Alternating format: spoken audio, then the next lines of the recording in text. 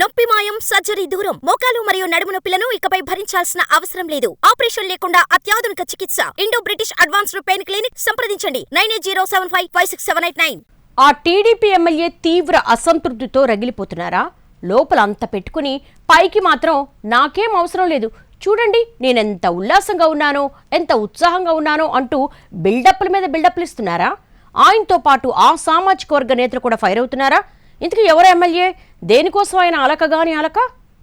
సిక్కోలు టీడీపీలో ఆసక్తికరమైన పరిణామాలు జరుగుతున్నాయి. అసెంబ్లీ ఎన్నికల్లో జిల్లాను క్లీన్ స్వీప్ చేసింది కూటమి. దీంతో పదవుల కోసం పోటీ పెరిగిపోయింది. క్యాబినెట్ బెర్తులు ఆశించి భంగపడ్డారు కొందరు నేతలు.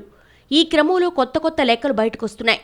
జిల్లా నుంచి ఒకే సామాజిక వర్గం, అది కూడా ఒకే కుటుంబానికి అన్ని పదవులు ఎలా ఇస్తారు అన్న వాదనను తెరమీదికి తెస్తున్నారు ఇతర నాయకులు. కింజారపు ఫ్యామిలీ నుంచి అచ్చెన్నాయుడుకు రాష్ట్ర మంత్రి, రామ్మోహన్ నాయుడుకు కేంద్ర మంత్రి పదవులు ఇవ్వడంతో సామాజిక సమీకరణాల బ్యాలెన్స్ తప్పిందని అంటున్నారట మిగతా బలమైన కులాల నేతలు. ఈ క్రమంలో ఆముదాల వలస ఎమ్మెల్యే కూన రవికుమార్ పరిస్థితి అడకత్తెరలో పోకచెక్కలా మారిందని అంటున్నారు.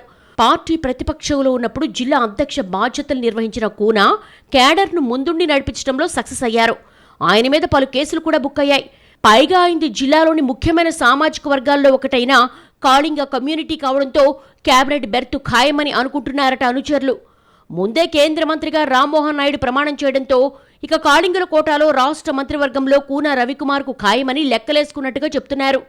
చివరకు వచ్చేసరికి అంచనాలు తల్లకిందులయ్యాయి. అనుకున్నదొకటి అయిందొకటి అన్నట్టుగా మారిపోయింది వ్యవహారం. అచ్చెన్నాయుడుకు బెర్తుతో 2 పదవులు అదే ఫ్యామిలీకి వెళ్లిపోయాయి. దీంతో సంగతేంటో తేల్చుకోమంటూ సొంత సామాజిక వర్గం నేతలతో పాటు అనుచరులు కూడా కూన రవి మీద ఒత్తిడి తెస్తున్నట్టు ప్రచారం జరుగుతోంది. వ్యక్తిగతంగా ఎమ్మెల్యే ఎలా ఉన్నా వాళ్లు మాత్రం కామ్గా ఉండనిచ్చేట్టు లేరు అన్న మాటలు వినిపిస్తున్నాయి. మరీ ముఖ్యంగా తమ సామాజిక వర్గానికి ప్రాతినిధ్యం లేకపోవడంపై మండిపడుతున్నారట కాళింగులు.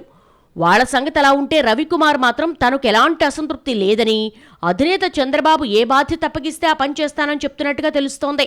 క్రమశిక్షణ గల కార్యకర్తగా ఆముదాల వలస ఎమ్మెల్యేగా సిన్సియర్గా పనిచేస్తానని చెప్తున్నారట ఆయన.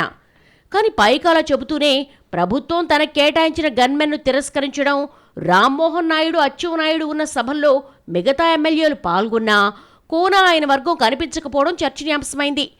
జిల్లా స్థాయి రివ్యూకు సైతం హాజరవ్వలేదాయన. పైకి చెప్పకున్నా ఆయనలో గూడు కట్టుకుని ఉన్న అసంతృప్తి అందుకు కారణమన్నది సన్నిహితులు చెప్పే మాట. కష్టకాలంలో పార్టీకి వెన్నంటి నిలిస్తే అధికారంలోకి వచ్చాక మా లీడర్ను కరివేపాకులా వాడుకుని పడేస్తారా అంటూ మండిపడుతున్నారట కూన అనుచరులు. ఇక్కడ అన్నిటికీ మించి సొంతంగా ఆయన ఫీల్ అయ్యేదానికంటే జిల్లా వ్యాప్తంగా ఉన్న సొంత సామాజిక వర్గ నేతలు అన్నా మనకు ప్రాధాన్యత లేకుండా చేశారంటూ పదే పదే పొడుస్తూ ఉండడం మరింత ఇబ్బందిగా ఉందన్న ప్రచారం జరుగుతోంది. గన్మెన్ను తిరస్కరించిన సందర్భంలో సైతం నాకు శత్రువులెవరూ లేరు, సెక్యూరిటీ అవసరం లేదు, దీన్ని నిరసనగా భావించొద్దంటూ ప్రకటించడాన్ని గుర్తు చేస్తున్నారు. మంత్రివర్గ కూర్పులో సామాజిక సమీకరణాలను పాటించలేదన్న కాళింగ నేతలు తమకు ప్రాధాన్యత కోసం వివిధ రూపాలు లాబీయింగ్ చేస్తున్నట్టుగా తెలుస్తోంది.